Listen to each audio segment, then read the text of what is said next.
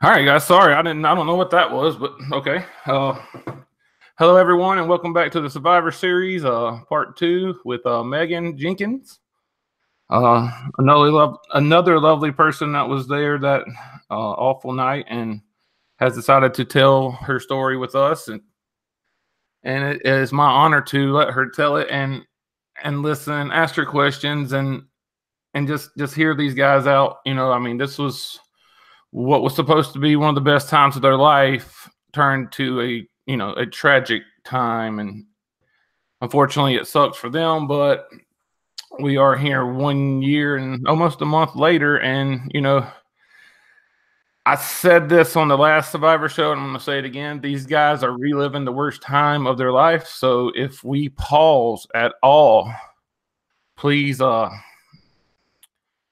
please just give them a minute. I'll try to fill in the blanks as good as I can. But again, it's a tough time for them. So, with that being said, we're gonna jump right into it. I'm going to bring Magan on and introduce her and let her uh tell us about her. I'm sorry. Yeah, hold on. Sorry. All right. With that being said, Magan, how are you doing today? I'm great. How are you? Oh, a little nervous. How are you? A little bit. Not a lot of it, a little bit. Right. Well, you want to tell everybody your story and Yeah, I'll tell make it everybody a a little long bit story about short. yourself, and then we'll Okay. move to the story. Okay. So, my name is Megan. I am a dental hygienist. I live in California, Southern California, and my dad's from Biloxi, Mississippi, so we're totally about country music, and I grew up on country. I know all 90s country. Um and Route 91 was like our festival. Like that was my dad, my stepmom, my boyfriend, and I's like that was our thing every single year to go to. I mean, we went the year before, and then this past year when the shooting happened, that was our second year going, and we were like, before the shooting happened, this is going to be like our yearly thing, and then that happened, and that kind of sucks. If they ever do it again, do you think Oh you hell yeah, you go back? hell yeah, Finish what you started. heck yes. I hear You you. ain't winning, no way. All right. Well, thank you for that, and let's move on to you can stop anytime you want to. Okay, Just my story. your story. All right. Well, I'm gonna make this not as long as before, but so basically, Sunday was like the best day ever. I don't know what it was. I don't know. I really don't know what it was, but Sunday was the best. It was so fun. Everyone was getting along. Like everybody at that venue was so happy. Like there was no like drunk fighting and all that stupid crap that goes on at festival. Like nothing. It was the best night ever. And then we spent most of our time at the Next from Nashville stage. I think that's what it's called. Um, and then for whenever Jason Aldean came on, we wanted to go back to where we were. So we went back and then we like took a couple pictures, which some of them were in that slideshow that you showed. And then all of a sudden, like I was talking to my close friend and I was facing the Mandalay Bay and his back was facing it. And he was talking to me, I was talking to him. And then all of a sudden we hear like this pop, pop, pop or whatever. And like we both look up towards the right, like towards the sky. And I was like, that's weird. I was like, that sounds like fireworks, but we didn't see anything. And so then he turned around and we kept talking. And then that's whenever like the constant shooting, like the first like volley came. And all of a sudden, like he was gone. And I just remember staring at the stage, like staring. And like in a day, it was the weirdest thing. It was like, I was like in a daze. And then I see Jason Aldean, like he kept singing, but then he ran off the stage. And I was still staring, like I was like frozen. I could not move to say I don't know what it was. I just could not move. And then I stood there until the bright emergency lights came on. And that's whenever my boyfriend Cameron was like, Megan, get down. So I got down and I remember like saying, like, no, this isn't happening. Because shootings were my like mass shootings was my biggest fear. I won't even go to movie theaters before the shooting. Like I would not go because I have like this fear about it. And then it was happening in real life. And I'm like, oh, hell no, this is happening. Oh my God. And so then my boyfriend like laid on top of me to like cover me. And he saw my dad walking. And then so he got off of me, ran to get my dad. And as soon as he got off of me, I booked it. So like I don't even know if there was a break. I don't even know, now that I'm thinking about it. I don't know when I started running. It had to be a break because I wouldn't run during the actual like volley or whatever. But I remember running, and I actually saw myself in a YouTube video of me running out, which is crazy. But and then once I was running, another volley came, and I remember crawling out. So like we all dropped and we started like crawling out, and then I made it. I don't know how I got across the street. I can't remember, to save my life. I wish I did, but I don't know. And then I ended up in this parking garage right by the Tropicana. And so I just kept running and running and running. And then I was so out of breath, but like my body would not let me stop running. It was the craziest thing. Like my legs were just going, and my mind's like, oh, you're tired, but you're not stopping. It was the craziest thing. And then I end up on this bridge. Um, but before that, I stopped at the, let me back up. Before that, I stopped where the parking garage kind of starts. And I was like, I looked back and I was like, somebody stop him. I was like screaming, crying kind of thing. And I was like, my dad's in there. My dad's in there. And this lady was like, my daughter's in there, but we have to go. I'm like, ooh, whatever. Like that. I don't know. Anyway, that's another topic. But she's like, my daughter's in there, we have to go. And so then I turn around and I start running again. That's when I end up on the bridge that connects from the Tropicana to the MGM. And so I stop on the bridge again because I realized my family's still in there. And then I was by myself. And this couple, they stopped and they were like, who are you with? And I was like, I'm with no one. My family's still in there. Like, I'm by myself. And they're like, you're coming with us. So I went with them, and we ended up at the, as soon as you go in from the escalator and the bridge thing, you get to this like circle bar at the MGM, and that's where I was, and they had the news on. And I tried, my phone was on 2%. It's crazy because everyone's phone was on like 2% that night. It was the weirdest thing. But my phone was on 2%. So I didn't want to call anybody. So I asked the guy that I was with, the couple, and I was like, can I use your phone? So I called Cameron the first time, and he didn't answer. And I was like, no, no, no, like, oh my God. And so I called him again, and he answered. And like, whenever I knew he answered, I knew he was alive. So the first thing I thought was like, okay, where's my dad? And so he's like, he's right here. And whenever I talked to my dad, he had this, I'll never forget like the tone in his voice. It was the saddest thing. But he was like distraught, and like, because he was in the military. He retired after 20 years being in the Marine Corps. And like, he would never expect this to happen in his own country because he fought to prevent something like this to happen. And so the sound in his voice, I'll never forget it. But he's like, I'm okay, baby, blah, blah. And he's like, I gotta go. And so Cameron got back on the phone, back in there. And I was like, I remember being so, like, I was like, I wasn't mad. I was really, really, really scared. I was like, oh my God, I cannot lose you both. Like, Christ, please no. Like, just keep them safe. And so they hung up. And then later I found out that they were plugging bullet holes and carrying people out. And Cameron saw a lot of stuff that night that nobody should see.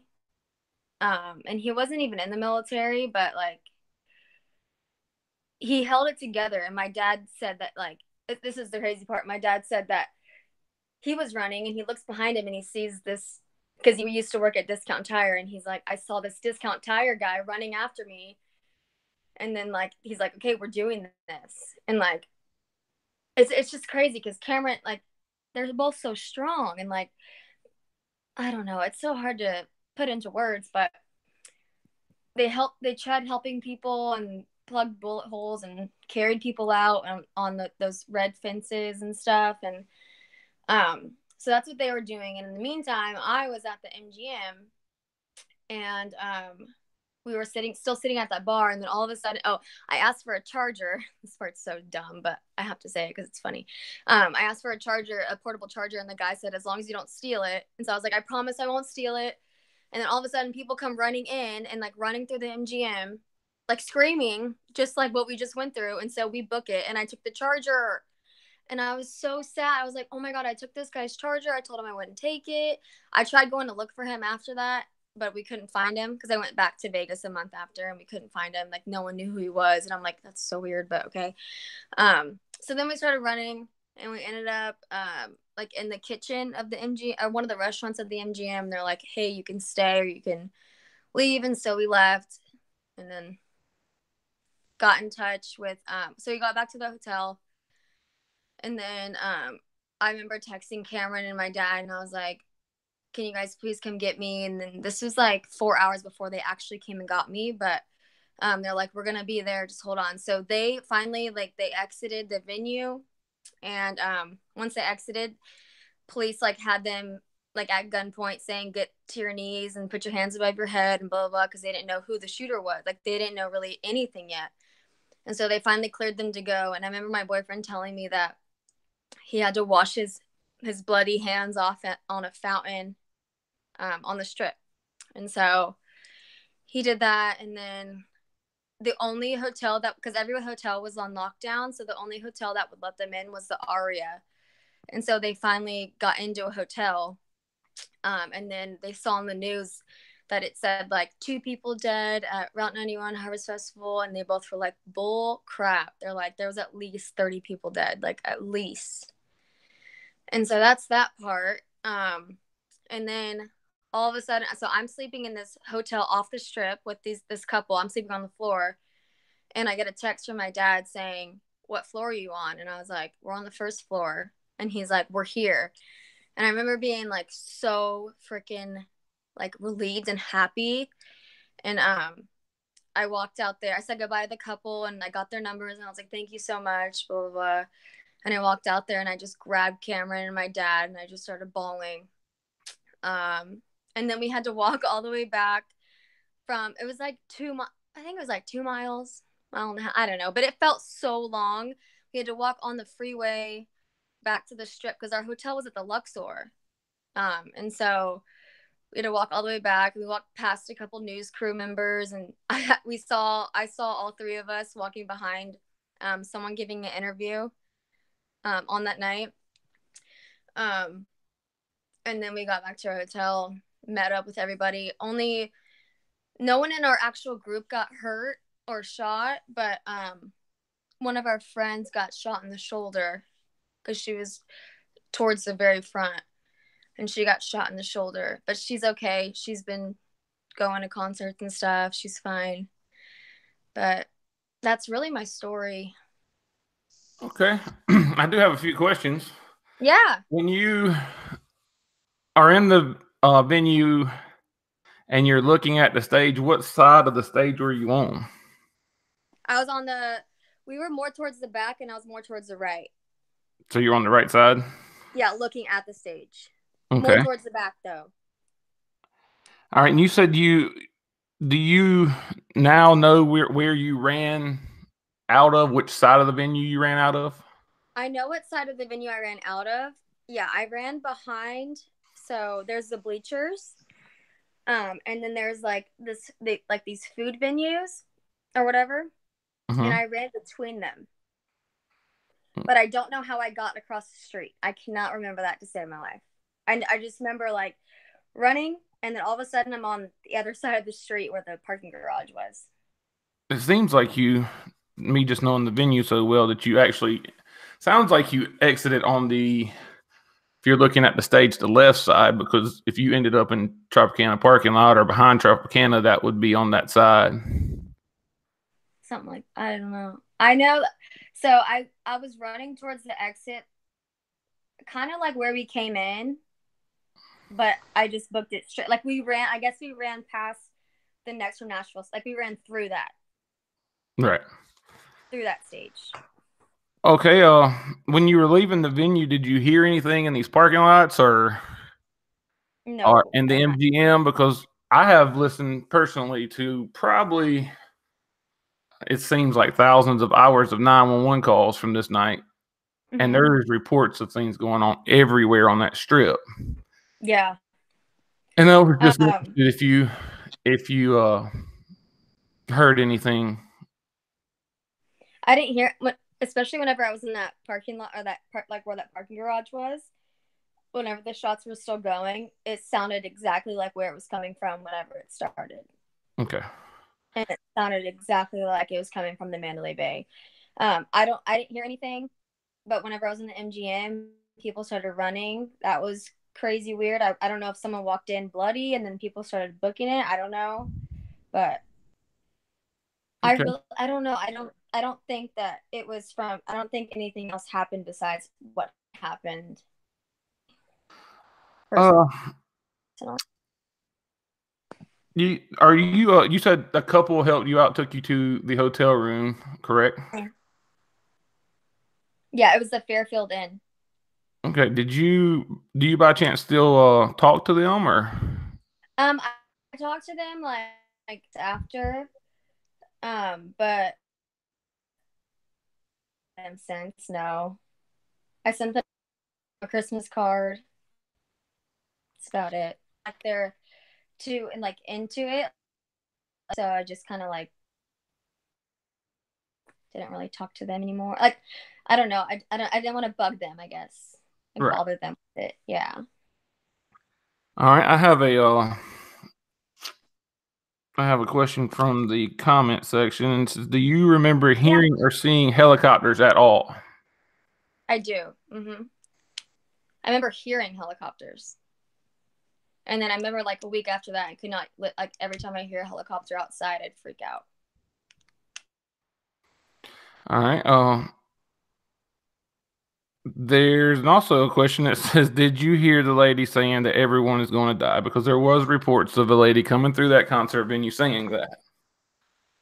No, I did not hear that, but I did hear about that. Not that day, but after that happened, I like heard, like I saw people saying about that stuff. So I didn't hear it personally, but I heard people saying that they heard it, All right. like on Facebook and stuff.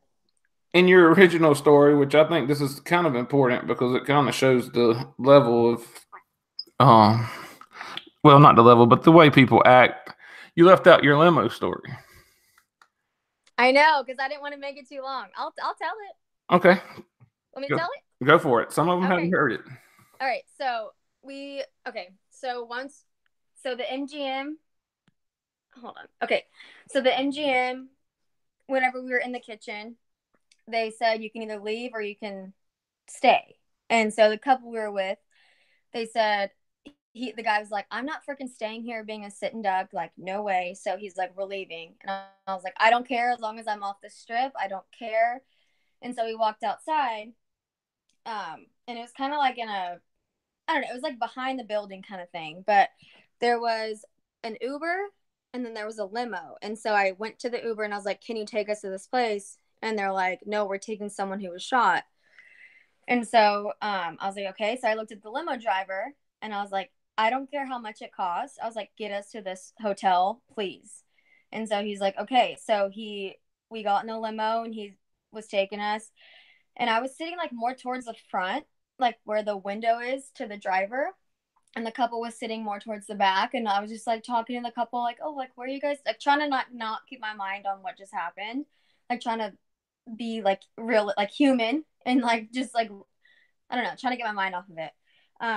And so then all of a sudden I can hear the limo driver like talking in a different language. And nobody knew what happened yet. Like I didn't know if this was a terror attack. Like I had no idea. And so he started talking in a different language. And then the guy was like, I was like, do you guys hear that? And then the guy was like, yeah. He's like, where are you going? And he's like, I'm turning around. And he's like, took the wrong turn or whatever. So then he finally got us to the hotel, which is the Fairfield Inn. And then I was like, how much? And he said, 85. And I was like, $85, like $85. I was like, do you guys take card? And he's like, no, cash only. And I was like, oh my freaking God. I was like, no, who doesn't take card? Like, seriously?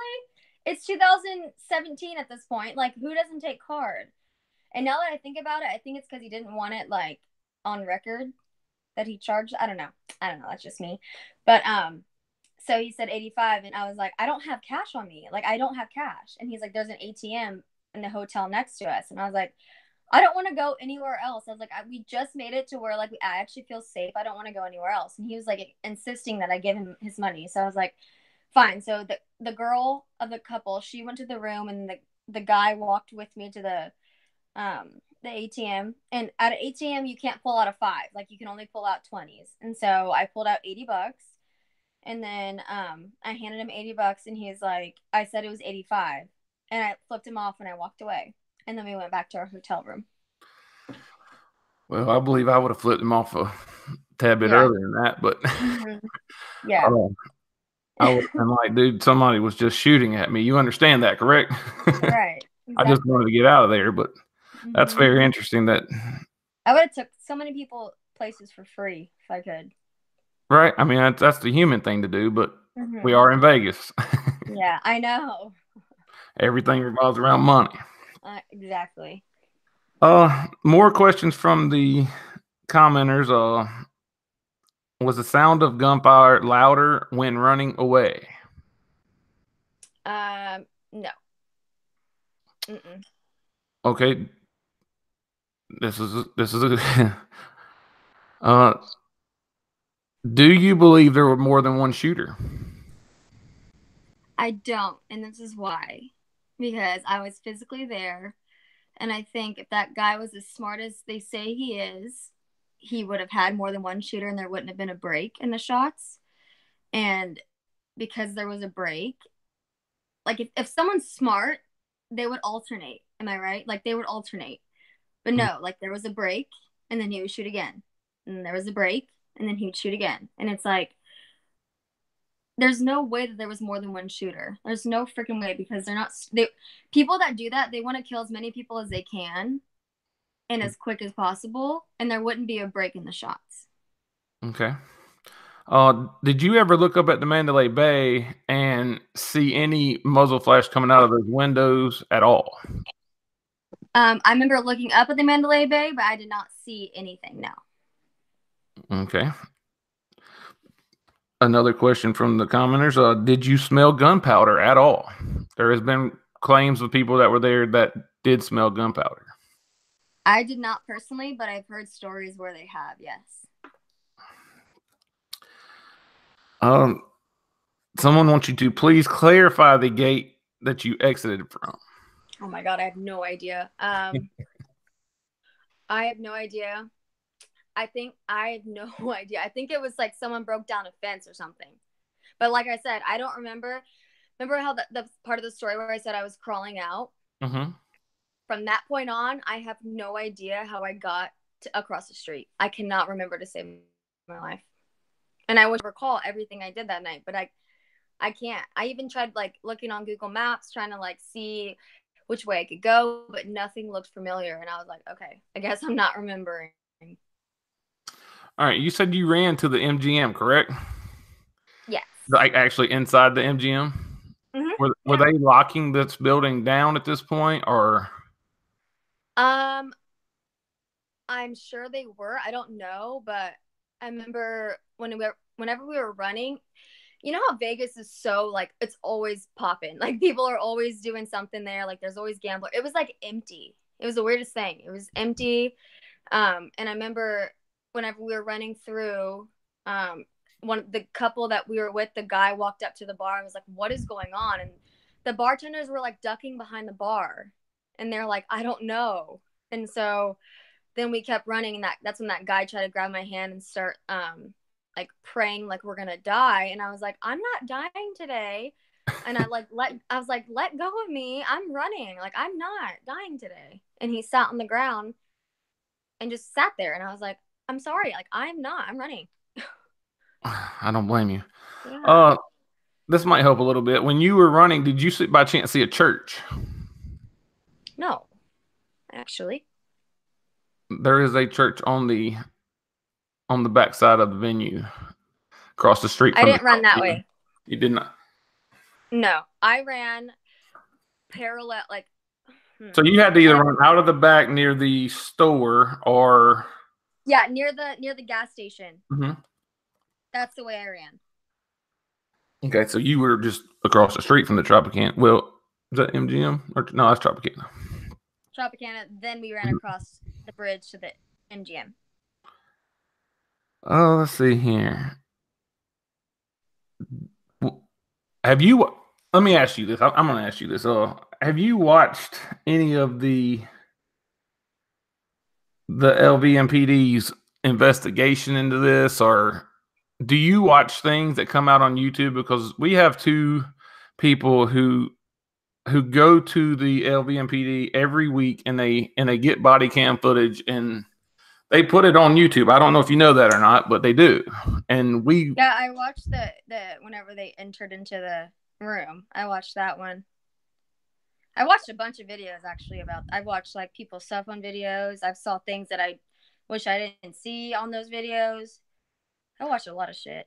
me, me and you both. I've watched thousands of hours of videos. I promise you. Right. Yeah. Let's see here. What do you think about their investigation? Do you think they're hiding something, a cover up, or anything? Do you think they just failed?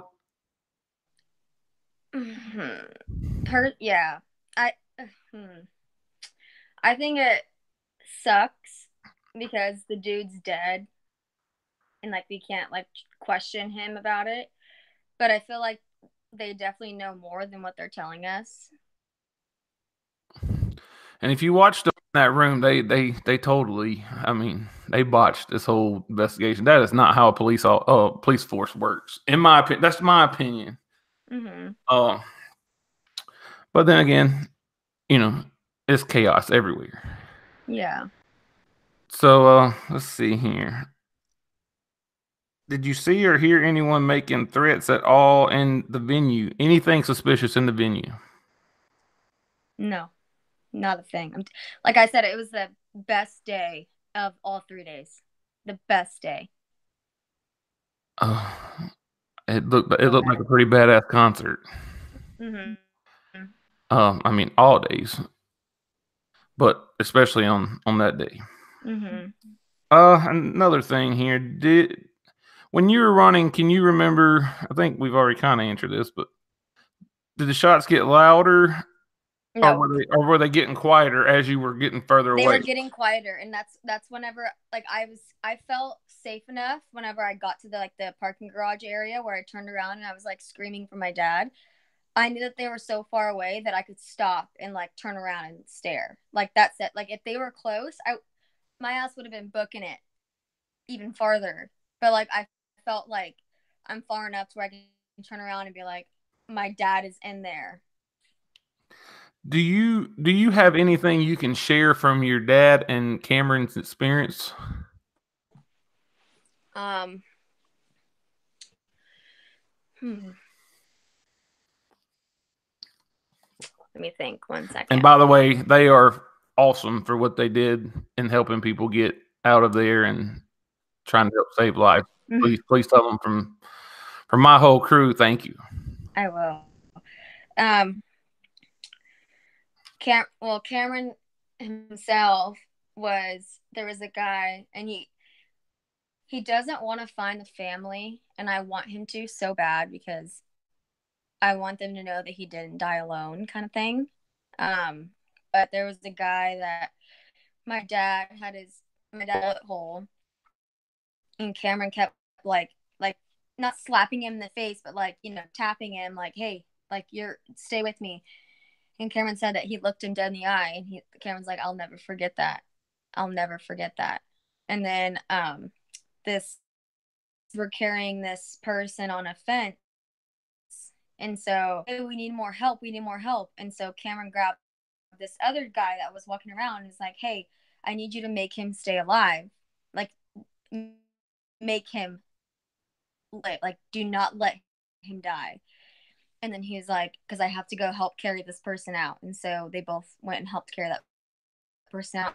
And he still doesn't know if he died or not. Okay. Well, tell Cameron, I would love to hear his story one day if he ever wants to tell it. I know some people do, some Too, people and he will. won't tell me. So Well, some people just want to forget about it and move on, and that's understandable too.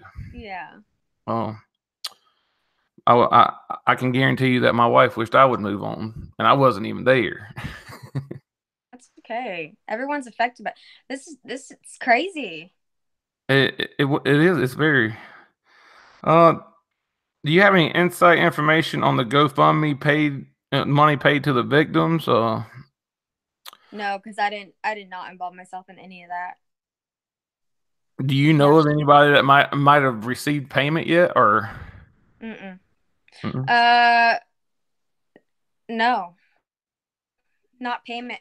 There's a couple things on Facebook where people have like, I don't know, like I don't know, people that were injured, I guess, received some money or something, or they're still waiting on it or whatever. But I know there's a lot of like lawsuits going out, and one of them went to my close friend, and he didn't even like report anything, nothing, and all of a sudden he's getting a lawsuit from MGM. Yeah, they sent out lawsuits to everyone. Mm-hmm. Unfortunately, Just that's crazy. sad. Let's see here. Did you ever feel that you were in the direct line of fire?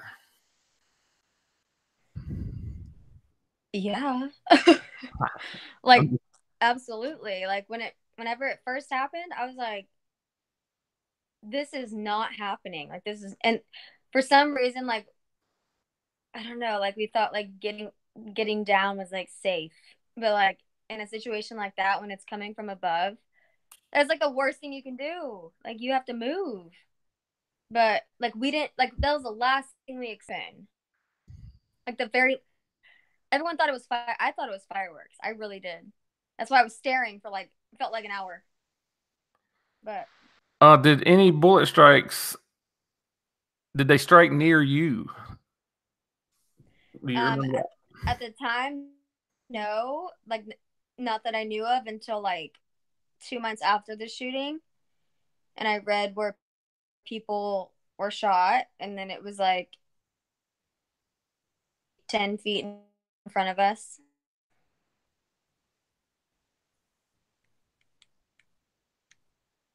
I mean, the dude hit freaking those. That's crazy. that? Well, there's some, and you and don't think I'm crazy, but there's some videos out now that show those fuel tanks not hit after the shooting, and they were Really? supposedly hit during the shooting. Oh, I Oh didn't yes, know that. a good friend of mine has put out a video, and I'll link it to you, and you can look for yourself. See what you think about it. How bad was the injury with your friend who was shot in the shoulder?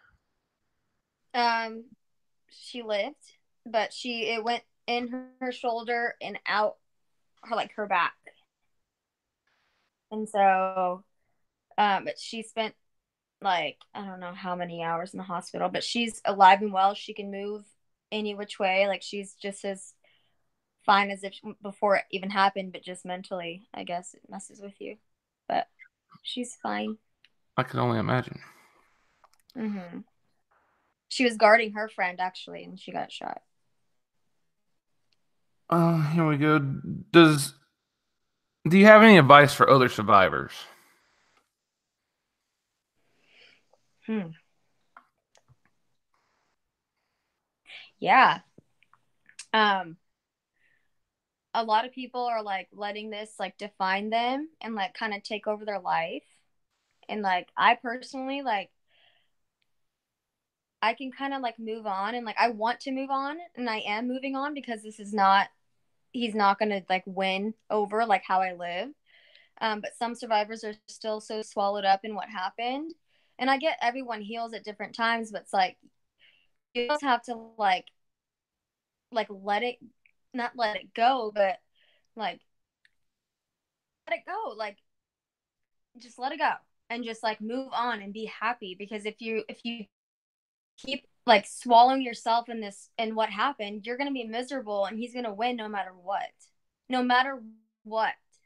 Even if you didn't get shot, even if you like he still wins if you're going to let it bother you like that. And also, don't be that survivor that asks for freaking attention at everything you freaking do, because that pisses me off more than anything in this world. And I'm going to say it loud and proud. I hate that. Like, they think they're entitled. I understand. Mm-hmm. Do you know what volley of gunfire your friend was shot during? I don't know if she's went back and researched and told you that or not, but I have no idea. Has your friend or your dad or your boyfriend ever done any interviews that can be seen besides you? We'll talk about it. Let's see. Has hearing the information findings and or cross banner throughout the truth seeking and community over the past year been helpful and eye opening, perhaps making the events that unfolded that night more clear? Say that again. I'm reading. Basically, with I guess the truth seeking community, has it helped you anyway open your eyes to something that, or maybe you don't even pay attention to it? I don't know. You want me to be honest? Sure. I have no idea. But now I'll pay attention now, but I haven't. Well, I can tell you there are many of us, and you can find us all on YouTube, that we had literally, this is our life now. We have not stopped looking for the truth. Yeah. And it's a lot at times, and sometimes we have to stand back and take a break. But I feel a lot of things went down that night that shouldn't have. The way the whole event, I feel like how long it lasted should not have lasted that long. That's my main thing. Absolutely.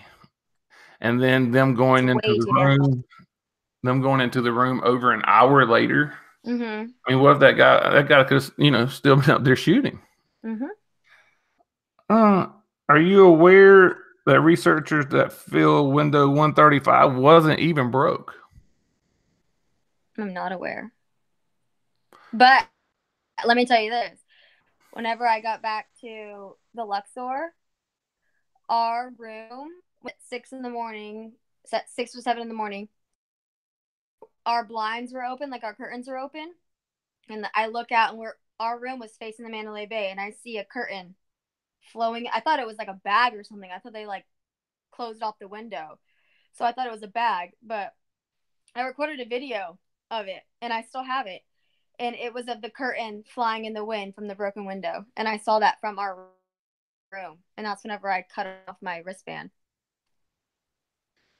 Yes, or at least one of those windows are broken. I know that for sure. 134 was definitely broken. I think we can all agree on that. But there are some that say that 135 was not broken out until after the shooting. That's all on YouTube. There's a ton of pictures and stuff showing what looks that it's not broken. I'm not going to say that it is. I'm not going to say that it ain't. Let's see if there's any more questions here for you.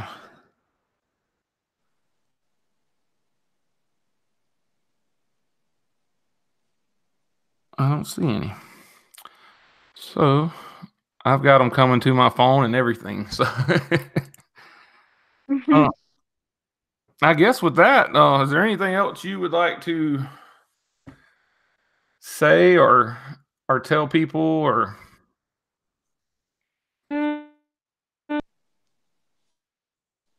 I guess just pray and live your life, and whatever goes down, as long as you're faithful and believe that God is with us. Absolutely. I agree 100%. Yeah. Well, this was going to be right around the 45-minute video, and that's awesome with me. I do appreciate you 100% coming on and telling your story. It's very awesome to meet you, and I hope that one day Cameron will come talk to me too, so we can get his. But if he wants to move on, that's totally 100% fine with me. No, I usually can convince him pretty good. I'm sure of it. uh, one All right. more Well, thank you for having one me. more question here. Was you ever interviewed by law enforcement? Was I ever? Yes. No. No. All right. Well, we'll wrap it up from there. And again, thank you so much. I mean, it's been an honor to have you. Thank you. Uh, and maybe one day we'll find the truth that we're looking for. And I hope that you guys can just move on and you don't have to worry about it. But Absolutely. Me uh, too. thank you again, and thank everybody for watching. Thank you, my mods. Y'all are great sending me the questions, and everybody have a good night, and Everybody stay safe. see you next time.